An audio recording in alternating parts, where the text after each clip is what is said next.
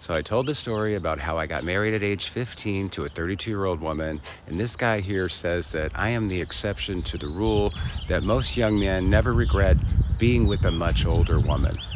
Wrong. This wasn't some one-night stand. It was a one-year marriage. I was an impressionable child. You do understand what a child is, right? Someone who's not able to consent? Maybe you don't understand what grooming is either. Grooming is when somebody manipulates a child and tricks them into thinking that it's okay for them to be intimate with them. If you're an adult, then you should know better. Exactly how many men have you met who got married at age 15 to a 32-year-old woman and stayed married to them for a whole year? I'm guessing none.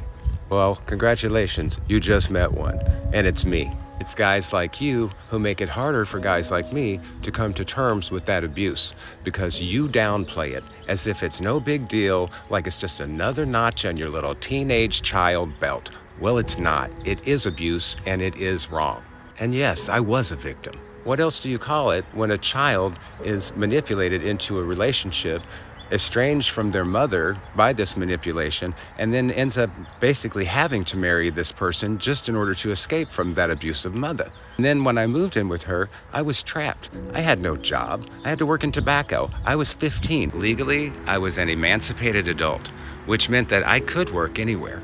But the labor law only required me to work less than 20 hours a week because I was only 16. And I get where you're coming from. Maybe one roll in the sack might not have hurt me so bad, but we're talking about a whole year of getting worn down to the point of being sore. And maybe you're speaking from experience. Maybe you had a fling with an older woman. Well, now imagine that you have to wake up to her every morning for possibly even the rest of your life for all you know. Because you're just a child, you don't get to go to school. Imagine being separated from all your friends, not being able to drive a car, being stuck in a crappy little apartment with a woman who uses you as a babysitter for her 2 kids that are half your age. But I've got news for you. I don't want your pity, and I'm not a victim. I am a survivor. I made it through that, I escaped, and I found a way on my own. I was resourceful enough, and I never went back to that situation again. And anytime I found myself trapped, I turned the tables. Don't romanticize childhood SA, even if it's a woman who did it. That's just nasty.